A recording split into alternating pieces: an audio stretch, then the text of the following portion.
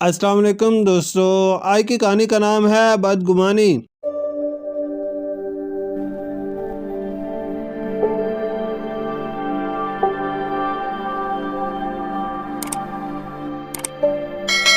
बिस्मा एक अच्छी मिलनसार और ज़हीन बच्ची थी। क्लास में उसकी हमेशा अव्वल पोजीशन आती। सब टीचर्स भी उससे बहुत प्यार करती हैं। वो हंसमुख और दूसरों के काम आती, जिस वजह से लड़कियां उससे प्यार करती। मगर उसकी एक हमजमात किरण उससे हसद करती।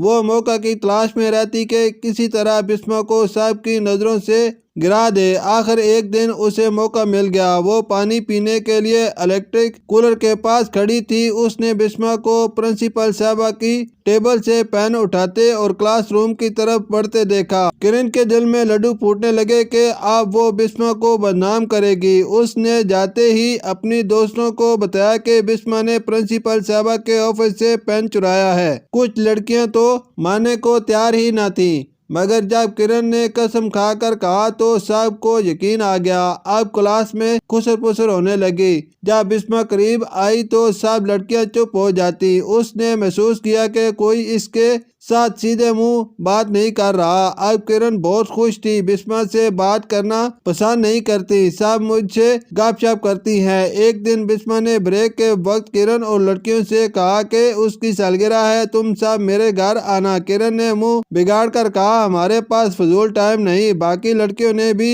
हाँ में हाँ मिलाई और बहाना किया कि इम्तिहान करीब है। बिस्मा मायूस होकर क्लासरूम की तरफ बढ़ी तो पीछे से लड़कियों के कह के सुनाई दिए। वो क्लासरूम में आकर रोने लगी। ब्रेक के बाद लड़कियां आई, मगर किसी ने पूछना भी गवारा न किया कि वो क्यों रो रही है। इतनी देर में मिस सैरिज पीरियड लेने को आ गई। बिस्मा को रोते देखकर उसने रोने का सबब पूछा तो उसने कहा, मिस पता नहीं क्या बात है, क्लास फेलोज का रवैया कुछ बदला बदला लग रहा है। कोई मुझसे बात नहीं कर रहा। मैंने सालगिरह की दावत दी तो सब ने साफ इनकार कर दिया। अब वो मेरा मजाक उड़ा रही है। मिस सैरिज ने सब बच्चों से कहा, मुझे बातें सुनकर बहुत अफसोस हुआ।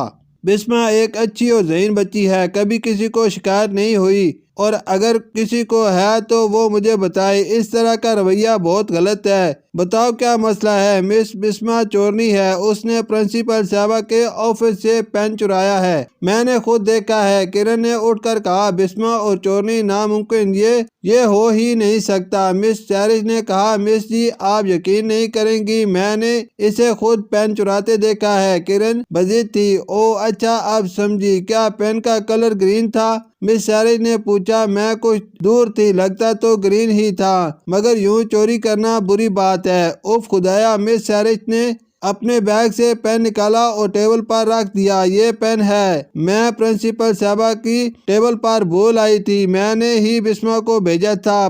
प्रिंसिपल साहबा राउंड पर थी। मुझे आकर बिस्मा ने बताया था कि इतनी सी बात का पतंगड़ बना दिया। देखो किरण, तुम्हारी इस बदगुमानी ने पूरी क्लास को हिजान में मुब्तला कर दिया। और बिस्मा ने ये दिन कैसे गुजारे, ये सब तुमने बिस्मा से हसद की वजह से किया, वरना तुम खुद इससे पूछ सकती थी। अब किरण को एहसास हुआ कि उसकी गलती थी। उसने हसद की वजह से बिस्मा को परेशान किया था। वो फौरन उठी और बिस्मा से माफी मांगी। बिस्मा ने उसे माफ कर दिया, फिर अपनी सालगिरह में आने की दावत दी। सब दोस्तों ने दावत कबूल कर ली। सब के चेहरों पर रौनक आ गई। मिस सैरिज भी बहुत खुश हुई और कहा कि देखो बच्चों, हसद नहीं करते। हसद इंसान को ऐसे खा जाता है जैसे आग लकड़ी को खा जाती है। शुक्रिया।